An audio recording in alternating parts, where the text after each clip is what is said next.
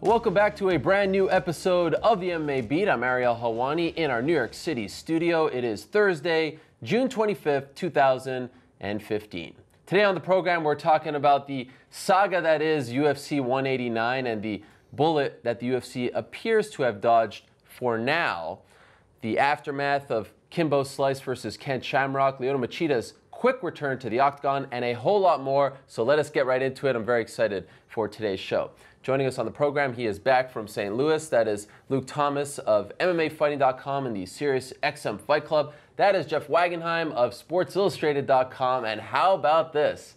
For the first time in around a year, free agent, veteran, MMA journalist himself in the flesh, slimmer than ever, Mike Chiappetta back on the show, an original member of the MMA Beat, an OG when it was just the three of us, way back when. Episode one. Welcome back, my friend. Thank you. I hope my return goes better than Kimbo and Shamrock's. Well, that was a big ratings hit, so I'm hoping the same for this time around. It is great to have you back. Looking forward to your insight, as always. All right, guys, we have to talk about UFC 189. What a story this has been over the past 36 hours or so. Reports came out that Aldo injured himself in training, injured his ribs. Then we didn't know if he was going to be in or out. Chad Mendes, Frankie Edgar on standby. Nate Diaz's name, very much a player in this whole situation. But late last night, Dana White tweets, the main event is saved for now. Aldo's going to fight, and he's going to fight McGregor, of course, but there's a plan B in place. Chad Mendes will fight for the interim belt if Aldo pulls out between now and July 11th. So here's what I want to talk about first. I have seen some people say, well, the fight has been tainted. The fight is ruined for me. It's not the same. Do you believe that with this all coming out, this all playing out in the last 36 hours, that the integrity of this great fight has now been ruined? We don't know. We don't know. I think it's a strong proclamation. I would say this, before the fight, or I should say before this news, because you have to do predictions for the site, not that that's any like grand chore necessarily, but you do try to think about things, and I could see cases for McGregor, I could see cases for Aldo, and I was trying to really noodle through it. I'm going to heavily favor McGregor at this point. I don't see how, first of all, how is Aldo going to cut weight properly? You know, Thiago Alves couldn't run, and therefore he had many camps, and therefore he had problems making weight. How is he going to be able to move? His entire ability to beat McGregor is going to be partly counterfighting, partly movement in and out. How is he going to be able to go 5 rounds if you can't breathe, if you can't turn, if you can't balance? The ribs are affected in all those different kinds of ways. So for me, I'm not saying that Jose Aldo can't beat McGregor, but oh boy, are the chips, is the deck stacked against him. So ruined is a strong word. Maybe Aldo goes out there and shocks us. Maybe Aldo is in much better shape than we're giving him credit. Maybe the injury heals in time. We have to take into consideration those things. But if they were saying he was going to be originally ready, if this were not the biggest featherweight fight of all time, they would have pushed it back to October. I think that's a fact. When you sort of look at that heel time that he needs to recover, and then you want to push it in just 2.5, 3 weeks, you really have to ask yourself if you're going to get the same kind of fight. I do not think you are, although I reserve the right to say maybe Jose Aldo, being the greatest featherweight ever, can impress us. Has it changed for you? Yeah, I think that the entire narrative of the fight has changed. The narrative of the fight has already begun. It's been going on for months, and of course it goes through fight night, and then it goes beyond. And I think that the beyond the fight night narrative now is all muddied, because let's say McGregor goes out there and beats him. Well, let's say maybe he was going to beat him anyway, but now if McGregor wins this fight, there's always going to be that, well, yeah, but he beat a guy with, you know, who could hardly breathe, and he kicked him in the ribs, and Aldo, you know, couldn't recover. So the narrative of it goes away, and takes a severe left turn. However, you know, the bottom line is that you know, people still want to see these guys fight. People still want to see it. So I don't think it's going to make people turn away from it. It's just, and maybe it makes I think there are some people who felt like McGregor had never been tested and he was in over his head, and maybe this sort of even things out a little bit, despite the odds already haven't been evened out. So yeah, it changes it, but I'm not going to say it ruins it. Public enemy number one in MMA should be the mole in Aldo's camp. Who are you? Why are you putting this information out there? It's terrible. We all know that fighters get injured in camp. They always do. It's just a matter of severity usually. But no fighter goes into a fight 100%, not even really close. It's just a matter of where they're injured and what it is and how they can make it through. So it would have been optimal if Aldo sustained this injury, had a chance to go to his doctors, had a chance to get it diagnosed, and then they're able to decide whether or not he could fight without this public pressure of, you know, he needs to save this event. Obviously, this is going to be the biggest payday of Jose Aldo's life. This guy's been probably the best or among the top 3 pound for pound in the world for how many years now? 6, 7 years? And he's never had a chance to have a huge payday like he does now, finally. And that could all go away if he's not able to partake in the fight and Chad Mendes replaces him and Chad Mendes maybe beats Conor McGregor. So it would have obviously been optimal for this leak never to have happened, and Aldo can make his decision. But if the fight takes place, I think our interest level is still going to be exactly the same because there's been such a lead up to it. There's so much excitement about Conor and whether Aldo can fight him off. And now, we know that the king's injured. The king is limping, and this possible heir to the throne is circling like a shark. He smells the blood in the water. Can he ward him off? I mean, in a way, the drama around it is heightened as a result. Well, for the record, I think that all this talk of it being tainted is hogwash. I mean, this is classic, MMA fans, media playing devil's advocate, but I really appreciate you bringing up the mole because I truly feel like the media failed Jose Aldo this time around. You know this, we all know this. When you're a reporter, you receive information all the time. You're told stuff all the time, and I truly feel like unless a fighter is out of the fight, unless you hear that, okay, Mr. X has torn his ACL, broken his ankle, suffered a broken arm, and as a result he will not be fighting on this specific date, you have an obligation to that fighter and to your sources to not report this stuff, because by putting it out there that he is injured, but his status is undecided, undetermined, it's actually doing him a disservice. It's irresponsible. You can't just put out half the story like that, and now you've put this big bullseye on this fighter, and as people have told me, this being out there now affects his decision. You've now painted, you put him in a corner. You've made him now decide based on the fact that this has been leaked, okay, what am I gonna do?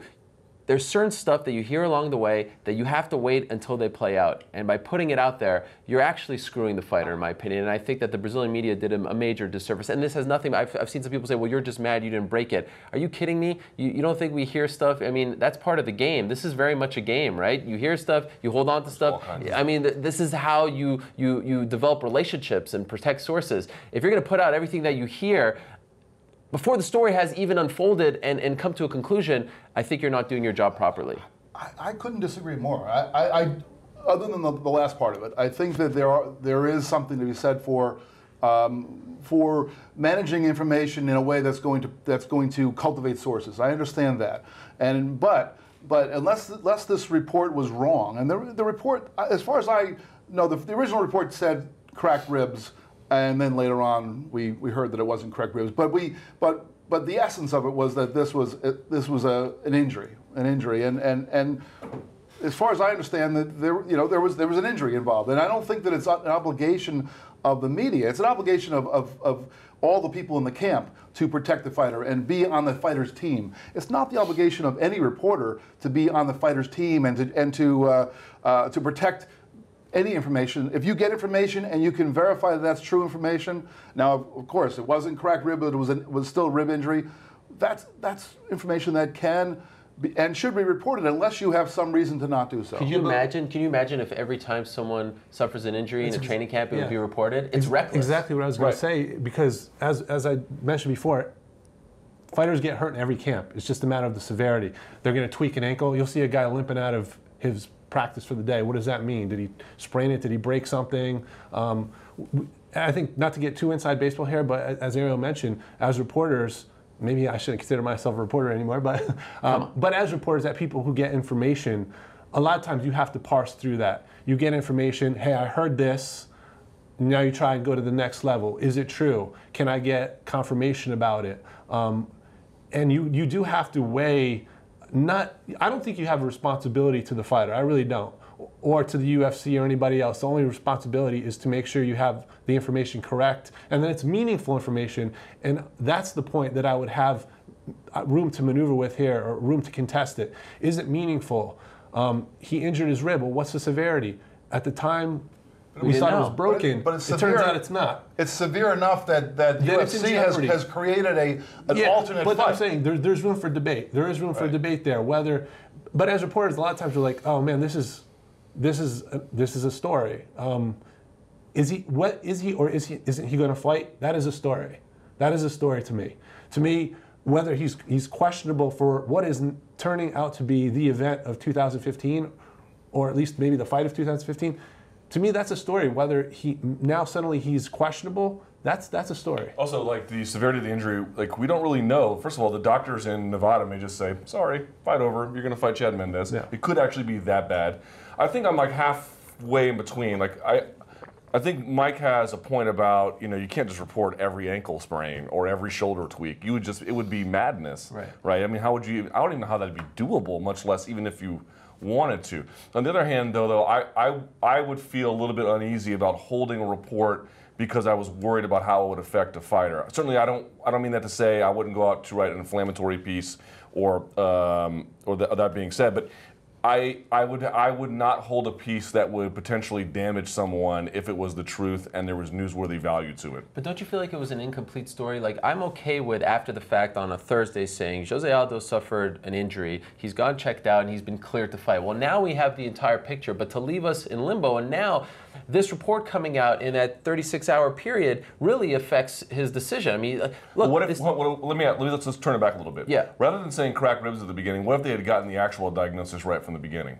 Saying whatever it was, bruised ribs. But knowing whether or not he was in or out? Yeah. The other same scenarios are all in play. We don't know if the fight's in jeopardy, blah, blah, blah. But certainly he has this.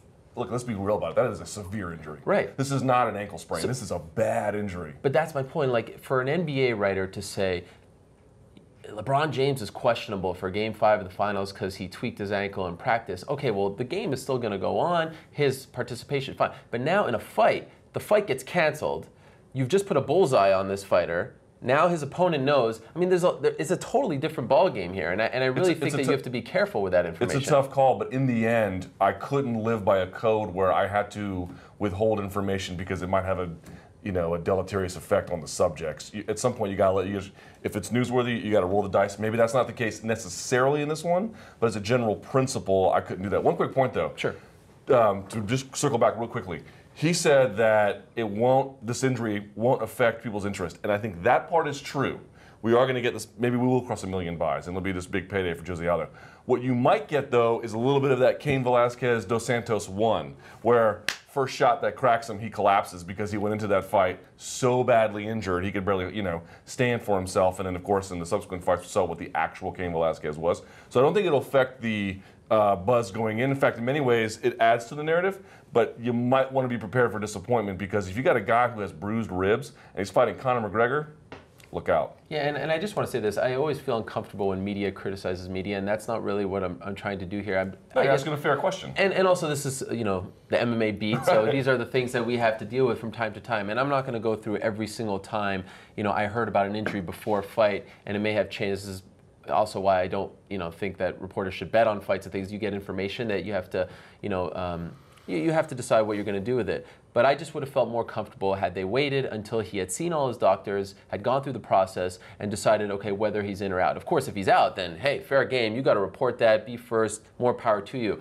If you find out that he's in, yet suffered this, setback, if you will, I think that's fine, but now we have the complete story. When it came out, it wasn't the complete story. And all it led to was hysteria, it led to questions, it led to this man now having to decide, because the information is out, what am I going to do? It put a bullseye on him.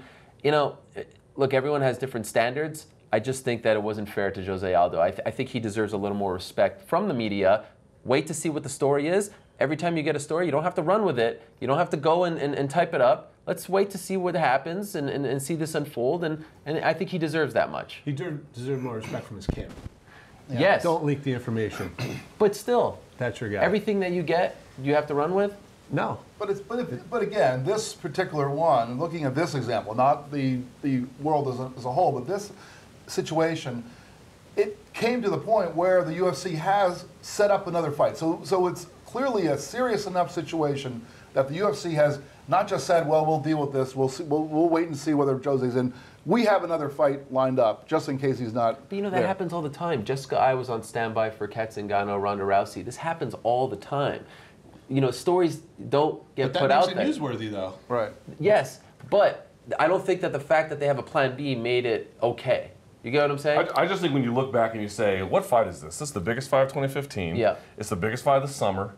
It's the biggest fight in featherweight history. People are going fairly or unfairly. You kind of have to prepare yourself for the idea that fans, media, people in his camp, they're going to be looking to share and give and take information of the most minute nature. So there is something to be said for the camp maybe leaking this.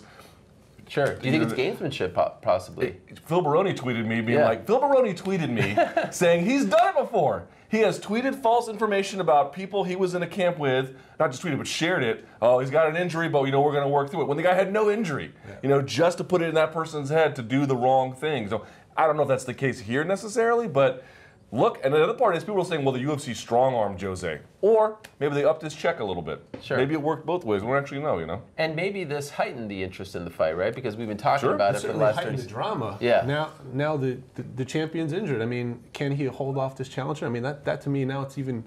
It was already a cool story. Now it's even greater. Yeah, and if you were going to describe Jose Aldo in a word, one of the words you might use is invulnerable. I mean, he really has had very few moments in the cage where he has looked like he's a vulnerable guy. Sometimes later in fights he's looked a little tired, but by that point he's usually built up enough of a lead that he can coast home.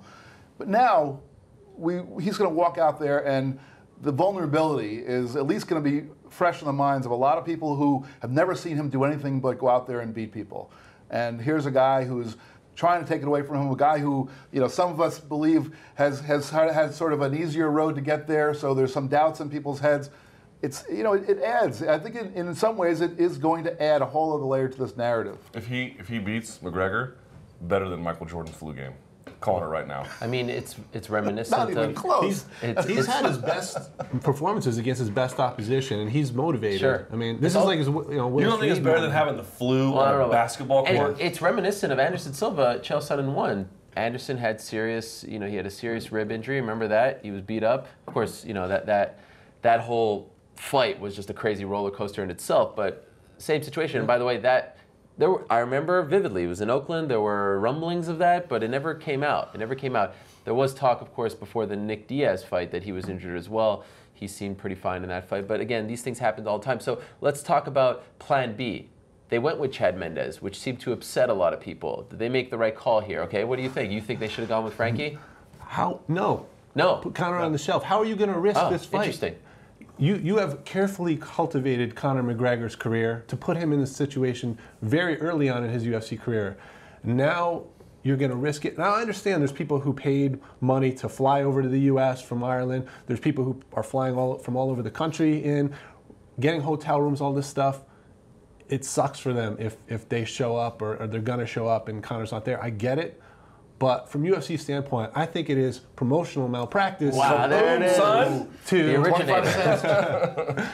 To put Conor in this position where he's got to fight a guy who's a really good wrestler on short notice. Aldo does not bring that to the table. Now, he's a decent wrestler, and he'll bring it out of his tool chest occasionally, but that's not like a big part of his attack like it is with Mendes, or a big part of his threat. Right. So he's not prepared for that. So why put him in that situation? I think it's a terrible thing to do because we haven't seen him against a wrestler. He hasn't had the chance to prepare for it. On top of it, no.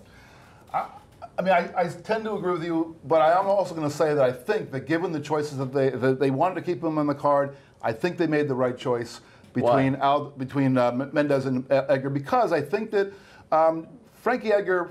I mean, I would rank Frankie ahead of Mendes, but even if you flop them around and think that Mendes is a better fighter, Frankie's the more well-rounded fighter, the guy who has really excellent stand-up and also is a threat as a wrestler. I think that Mendes, while he has developed his stand-up game tremendously over the years, I think that you go into this fight saying that Conor McGregor, if this fight happens, Conor McGregor is the better stand-up guy, and obviously Mendes the better wrestler. If you go into a fight with Frankie Edgar against McGregor, I'm not sure that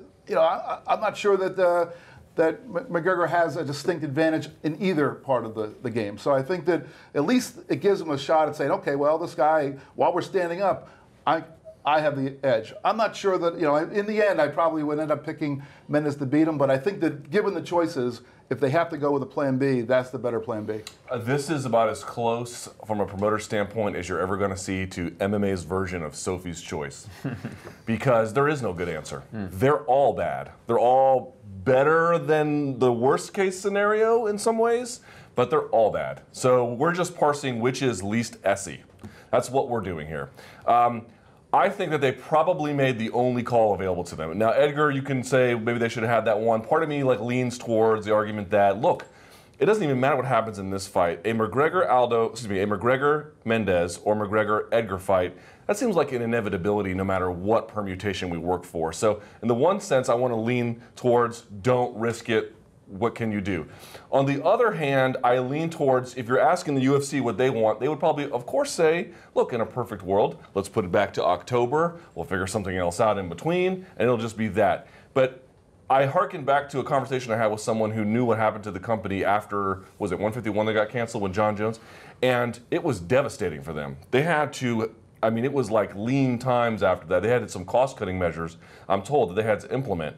This, I think, if they had all this effort put in, all this inventory put down, people flying over from Ireland, like you mentioned, and they're just going to say, nah, we're just going to push it back, you might irreparably change the way in which consumers purchase the UFC product from a live event standpoint. And that is a line the UFC does not want to cross. Chad Mendes, maybe he's better than Frankie Edgar for a choice, and maybe he's not. But they have the whole balls on the head thing that they did on British television. You can use that for B-roll or whatever the case may be. There's something there.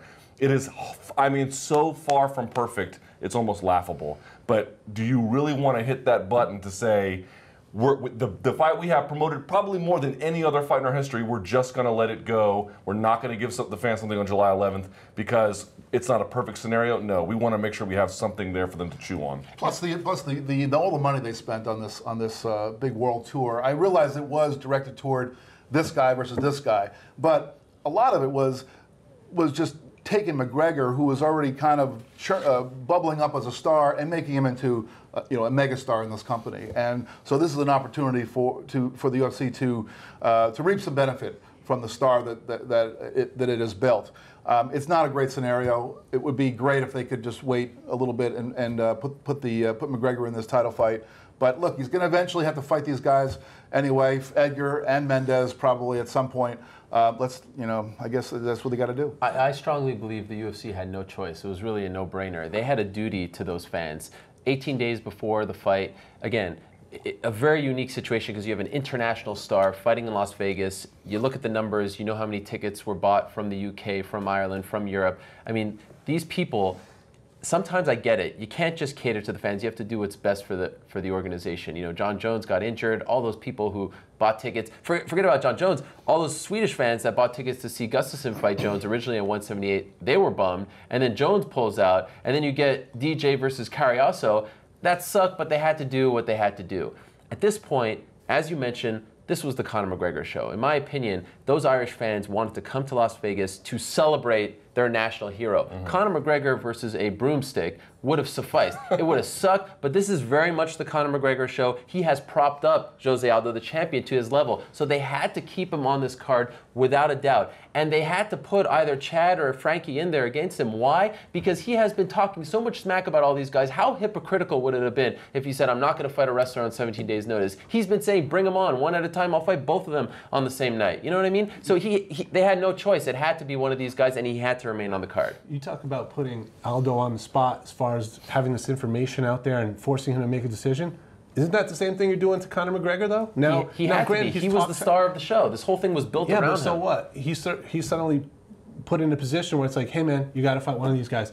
No, you haven't prepared for him. He talked the talk. He said he'd fight any of them, anytime, any place. He has said that himself. I get that, but that doesn't mean, when the chips are in the middle of the table and like everything's at stake, like this title shot's at stake and all that, it's a little bit different. Oh, so you can talk beforehand, but once you're faced with the reality of... he wants to fight them and everything, but not necessarily without being prepared. He's also the guy who has always said, there's no opponent. It's me versus a blank face. I don't fight, I don't prepare for my opponent. I mean, it was right there. He says a lot of things that doesn't mean they're true. But now's the time that he could back up his talk. So kudos to him for taking the fight. It's still putting him in a corner, though. It is. Wouldn't you agree that it's putting him in a corner? I think this is a corner he relishes, right? Right. But what if he didn't? is what I think what Mike's asking. What if there was a guy who didn't relish this? Like he was a John Jones type. Like I prepared for X and you're giving me Y. Then what would happen? But John Jones wasn't the guy saying, I'd fight this guy, I'd fight that guy.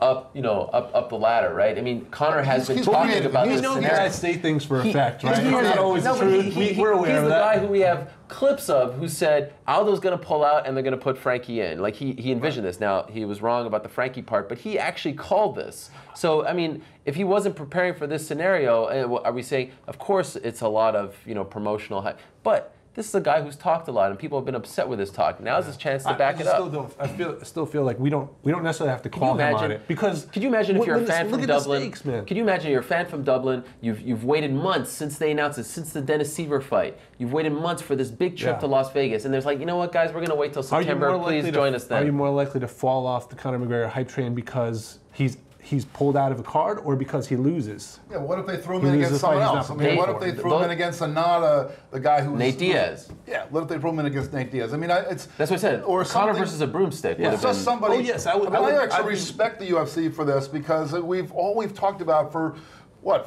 a year or more than a year is, oh man, what are they doing? Rolling out the red carpet for Conor McGregor to rise up to the title. Yeah. Oh, they're not giving a top 10 guy. Okay, he beat Poirier. Well, he's got one top 10. He's never beat a wrestler. We've talked about this for months, for over a year, about how this guy has just been invited into the realm of champions. And here's this one time when they could have got away with having some other guy, some opponent in there, but instead they lined up the two guys who are basically his kryptonite and picked one of them. That's pretty impressive. Here's what I think. This is why McGregor needs to get on McGregor Promotions Inc. Yeah. Because if he's going to do all this stuff, and look, let's just call it what it is. McGregor has every right to not take this fight. Wouldn't be illegal or unethical at all. Maybe like business disastrous, but he has every right to do it. Of course. So I think if he's not already getting paid, you should set up a shell company, Conor McGregor, and go get paid because you are doing the Lord's work for the fans and for this company. You deserve to be compensated handsomely. Sure, but if it wasn't for the fans, there'd be no $7 million gate. There'd be no $1 million pay-per-views. Everyone works together. I'm just saying, I hope Conor McGregor's getting his fair share. That's all I'm saying. I hope Jose Aldo is as well. Yeah, but sure, I think you bring up a good point, though. That he has created this with the character that he portrays in interviews. Not every fighter, we went back to John Jones. John Jones took a lot of heat for not taking that fight at 151, but he had never portrayed himself as a guy who would just take on all comers. He was like, I'll take on the next challenger for my belt. But McGregor has said all the things you were talking about. He has kind of, puffed out his chest and said, I'll take these guys on in one night. And so now it comes back to roost. Yeah, and I think he's very much a fighter of the people, right? And if he would have, if he would have turned this down, there would have been a lot of people who were upset. A lot of people who invested a lot of money and time, plane tickets, flights, money you can't get back at this point, 17 days before. That's why you shouldn't be a fighter of the people. No, okay. or it's why you should probably wait a week before buying your UFC tickets these days. Yeah. It's an unfortunate thing that we've talked about so many times before. I'm hoping nothing happens between now and then. How about that Fox Sports weigh-in broadcast? I mean, it could happen, because they have those medicals right before the weigh-in. Could you imagine if NAC, which they I guess they, as you said, they could step in. They say, you know what, Aldo, you're out. What a turn of events that would be on live television. That weigh-in, in my opinion, has now got a whole lot more interesting, right? How much does Nevada stand to earn from that fight? I guess by then the gate's already been made. By then it's a done that's deal. a good point. It's going to be a lot of interesting to watch. It's only 17 days away. Hopefully they put them in bubble wrap between now and then, and we can finally get this fight. Okay, let's move along. There's still a lot to talk about in the world of MMA that doesn't include UFC 189. You were there in St. Louis. You were there for Kimbo Slice versus Ken Shamrock. And of course, all this talk of fixed or not fixed, not really all that interested in breaking that down at this point. What I want to know is, are you surprised in 2015 over 2 million people watched Ken Shamrock fight Kimbo Slice? I'd like to say yes, man, but after being there in person and just seeing the donkery in the audience and how they love people love Kimbo Slice. It's He's just awesome. It's the craziest thing in the world. And you talk to him and you meet him. First of all, here's one thing that surprised me. Kimbo Slice might be the nicest guy. Nice. Everyone was talking about Bobby Lashley is nice, and he certainly is.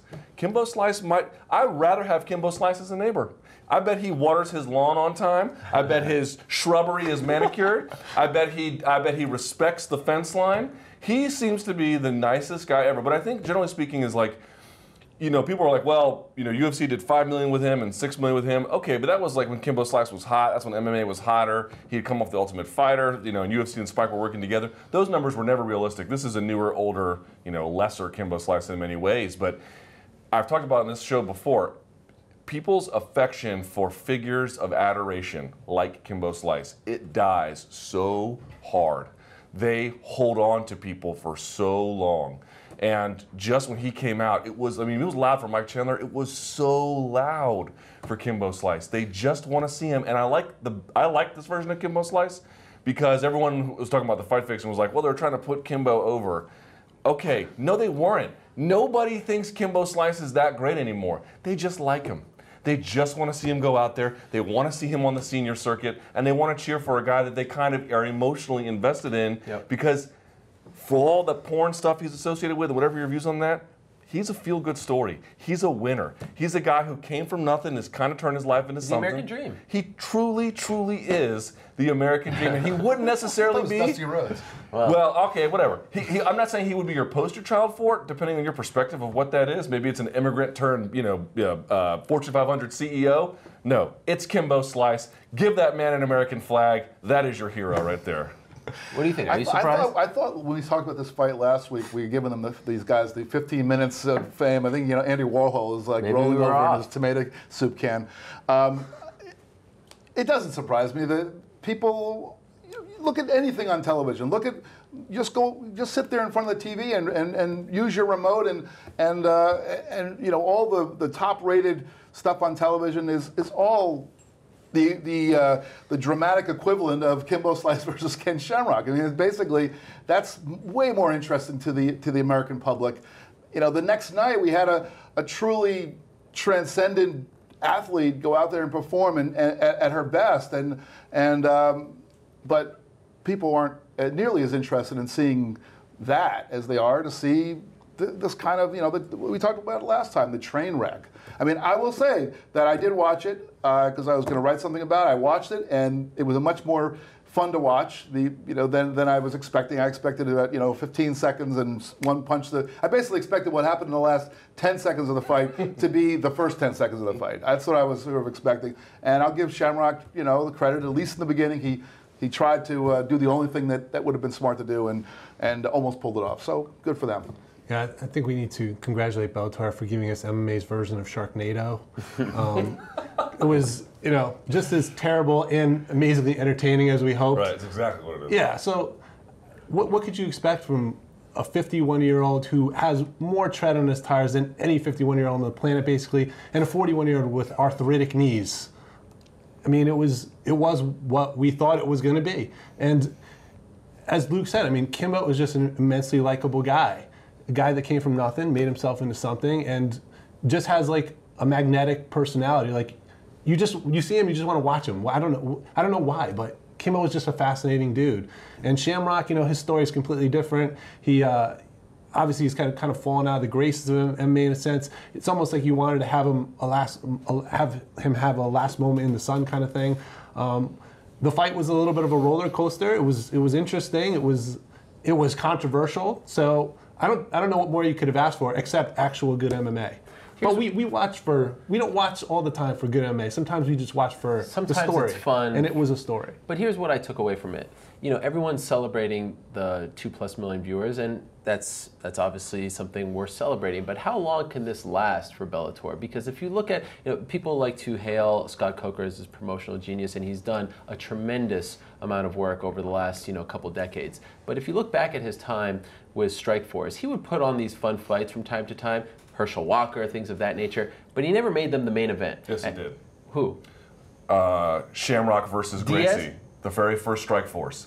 Bob Sapp versus Jan Norte. Oh, well, that was kind of like a Strikeforce. I'm talking about Strikeforce in the Showtime era. Okay, but this is that was when he was a regional promotion. Okay, but he's trying to get things. His roster is not great. Starting it. His roster is not good. But here's my point. I know we've already conquered the fact that putting these guys in the main event isn't a bad thing right now. I mean, I'm not arguing that. Sure. Bon Ortiz, that was great. But how many of those people who watched You know, For as far as ratings. ratings, how many of those people who watched are going to tune into the next Pitbull fight, right? How many of the people who watch are going to talk about Michael Chandler the next day? I heard a lot of people talk to me about Kimbo versus Shamrock. No one talked to me about Michael Chandler. How many of those people are going to watch Friday night on Spike TV? You know, This Friday? Yeah. So what's the trickle-down effect there? In this day of Twitter, social media, all that stuff, everyone's talking Kimbo. I mean, everyone was chattering about it. Non-MMA people, sports media people, they were all talking about it. But how many of those actually know what Bellator is? So if you continue to, and I think that the September 19th show, by the way, that's true originality. Putting a show on like that that's great. That's different. That's what you need in this day and age. Back in the old days of Strikeforce, you could put on a women's MMA fight. The UFC didn't have that. Now they do. So you have to think outside the box, and they're doing that on September 19th. But this is like doing, you know, another Jurassic Park. It's not original. It's going to make a lot of money, but then what? Right. You know, how many of these can you do? There is. It's funny though. You know, the return of Scott Coker to Bellator and him using Kimbo. It's like we're having the 2007, 2008 debates all over again about, it's kind of funny, you know, and because I don't think they're settled. I think you actually have a new generation of fans that feel uneasy about it with good reason. I think your points are all well. I don't disagree with it. I think maybe our timelines differ. I think that Scott Coker walked into this thing and he has a big roster, not a good roster. That's the difference. He's got divisions full of who? And so I think what he's looking at is the plan is to start off with big spectacle, get the name out there, do the big show, do the tent poles, do more tent poles. But I don't think he thinks that this is a sustainable path because it is not. And I really also think that I thought the fight fixing talk was just frankly absurd. But I will say this, booking a Kimbo Slice versus Ken Shamrock 41 versus 51 and then having these way over the top theatrics, you invite this kind of criticism. There is a definite shelf life to this kind of thing. So look, we'll see how he transitions and how long it lasts. I think, internally my sense was they only think Kimbo's going to be good for 2, maybe 3 more fights. And I don't begrudge them for booking this fight. I think you got to do it. Heck, I think they should do Kimbo versus Herschel next. You mentioned that like we should judge Scott Coker after 2 years. We may even have to do it after 5. You think that long? Well, I mean 2, 3, 4, whatever, with monitoring. But I think the point being is he doesn't have a roster where he can go out there and make people care yet. And he also said it takes a very, very long time to build a fighter's brand. You guys know that as well as anyone. So I think between those two factors, it's a very much a wait and see approach. If he keeps doing it, big time problem. If it's a phase out, no problem at all. Yeah, I mean, I think looking at where Bellator is relative to the UFC, they can't pretend to do things the way the UFC does. And it seems like at times... They shouldn't. Right, but it seems like at times in the Bjorn Rebney era, there was a little bit more of an attempt to try to do that, to try to build up these weight classes and try to pretend that these weight classes were the equivalent of the same weight classes in the UFC, and they just weren't. So you have to do whatever it is that's going to draw people to watch, and maybe they're not going to watch this Friday, but you know, some people would have seen that comeback, the ridiculous comeback by Pitbull, and was it the co-main, wasn't it? Yeah. It was a co-main. So I'm assuming that a good number of people were watching early enough to have seen just the co-main event and see something pretty spectacular. The happen. ratings went up. I mean, the viewership definitely went up. So you know, and then maybe I don't know how many people were tuned in early enough to see Chandler fight, but those first couple of fights were kind of they were kind of squash matches anyway. Those first couple, but you know, so your audience, you're just trying to build an audience. I mean, that's basically all you're trying to do. MMA is always going to be an event-driven sport. It's always going to be a star-driven sport. I've always said creating stars is alchemy. Everyone thinks they have a formula. No one really knows how to do it. You know, some people catch on with fans and some don't. As Luke said, when he inherited the roster that Bjorn Rebney left behind, not a lot of stars on there. So what he's doing is trying to use these prepackaged stars to draw an interest and hopefully, you know, get some eyeballs on the guys beneath. It's going to take time. He calls these events tent poles. I watched your interview with him. He's calling these events tent poles events, trying to get people in the front door, and that's all they're trying to do with these, which makes a lot of sense because what we learned from Bjorn Rebney's tenure, you know, it didn't work. I mean, they drew consistent eyeballs, but they were never getting huge ratings. You know, they were never able to do anything because of the constrictions of that tournament format that was really just going to galvanize not just the regular viewers, but people who watch MMA when something awesome is going to happen or something, you know, some incredible matchup is put together. He couldn't put those matchups together the way he had his roster. So Scott Coker is kind of let free to do those things, but he has the limitations of the roster where nobody really stood out under the previous regime.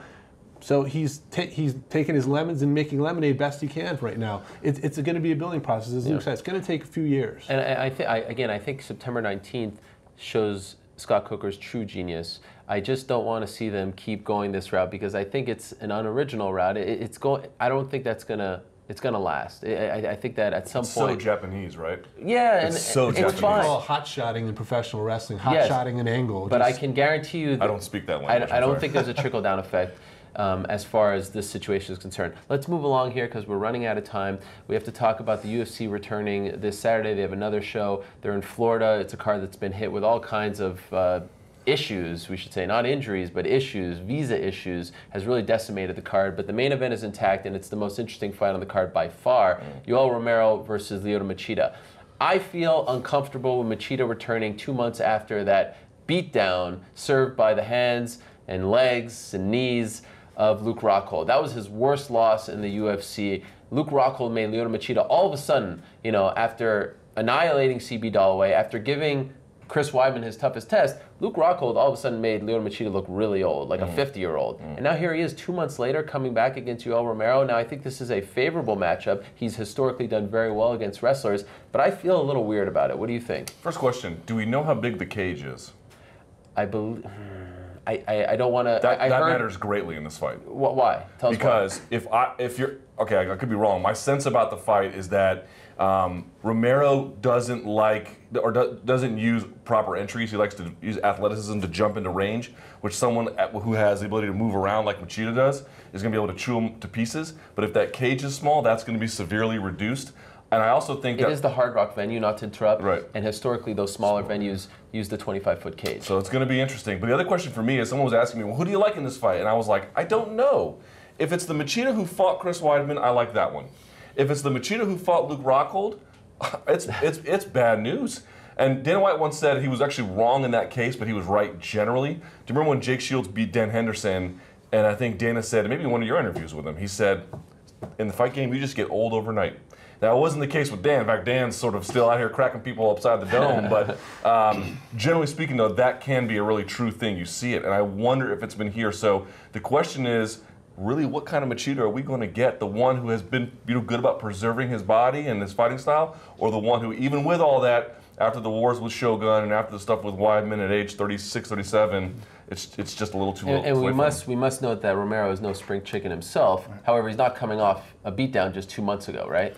Right. But that Machida's not used to that kind of thing happening to him. He's used to being the guy who, he's used to being the windshield, not the bug, right? And but in this case, the psychology of it is that he's coming off of a bad loss. And what's the first thing he wants to do? He wants to get right back in there. And so, once again, we have to return to the camp. We were talking earlier about how Aldo's camp kind of betrayed him with the whole injury thing. Well, we have to trust that the camp around Lyoto Machida is saying, okay, well, he's functioning well, and he's back in there, and he's going to fight against a guy who's a great wrestler, but can be beaten on the feet, and that's Machida's game. So, I guess we just have to say that based upon what we know, it's okay for him to be there. But we don't know. Is his camp betraying him? Is his camp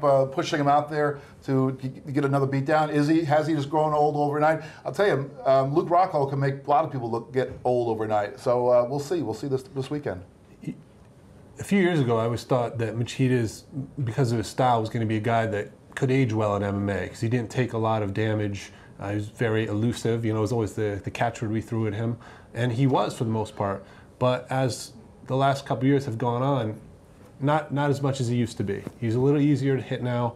He's a little easier to go down, and at age 37, I believe, this is going to be his 7th fight in a 2-year span, which is extremely active for someone of his stature. Most guys of that stature fight 2 times a year. This is his 7th fight, and he's taken a lot of hits in that time. Chris Weidman hit him many, many times. Luke Rockhold messed his world up pretty good. And as you said, 2 months ago, he deserved to have a little more time. I wish the people around him, whether it was his camp or his family or whatever, told him, to rest his brain. Because with a 2-month time, we know he went from that knockout, or I'm sorry, he didn't get knocked out, but he basically did. He went right back into camp immediately. 8 weeks. He did have surgery as well. So like this guy was banged up. So how is his body rested? How is his did his brain have a chance to recover? The brain is such a hot topic in sports, and you feel like there's no way that he had the proper time to recover. And for somebody who's given so much to sport, you just wish that he would be taken care of better by the people around him. I'm not too comfortable seeing him in this matchup right away, but. And I don't want to disrespect Lyoto. He deserves our respect. He's a legend. He's a Hall of Famer, all that stuff. And I wouldn't be surprised if he, nails Romero with a body kick or a big counter punch, and that's it. And he looks fantastic, and everyone forgets about what happened. We've seen this time and again. I just wish he had a little more time. And quite frankly, I'm not 100% sold on Romero just yet. I don't know if he's coming off a knee injury too. Yeah. Absolutely, and I think he has a lot to prove after that Tim Kennedy fight, even the Derek Brunson fight as well. I think that the matchup maybe helped Machida in this sense. This is a guy who looked so great against Dalloway, Bader, Randy Couture, et cetera, et cetera. Wrestlers he typically does very well against, and I think Romero is a favorable matchup for him. So we'll see what happens. It's this Saturday. He's still cracked, though. Absolutely, absolutely. It's very intriguing. There are a lot of questions. Well, thank God for that Florida commission. Yes. I'm so glad they're here. But the camps, again, we have to. The fighters have to rely on the people surrounding them, the camps, to tell them. Those guys get money from star fighters, man. You can't rely on them at all. Yeah. Well, not at all. It's hard to rely on them. Yeah. How about that? On that sour note, we have to say goodbye. The MMA Beat is done for this week. What a week it has been. Wow. Exhausting, Crazy. Right? Only in MMA. Mike? Do you miss us? It brought me out of the woodwork. It Yes. must have been a big week. I'll see you guys in a year. Yes. Well, we hope it's still like mothballs. We hope it's not that long. thing it's We no missed scratches. you. It's great to have you back. You look great, tan, slim. I'm rested. I'm relaxed. Yes, much more than us. Life is I good. feel like I'm sleep deprived. This guy is as well. I am. You're about to go on vacation, so. Yes. Drop dead. Yeah. I'm going to get you right. But guess what? We're back next week for another new episode of the MMA Beat. As we said, the UFC is back in action this Saturday in Hollywood, Florida, so stay tuned for that. For now, we say goodbye. That is Luke. That is Jeff. That is Mike. I am Ariel. Thank you so much for watching. We'll see you next week. Enjoy the fights.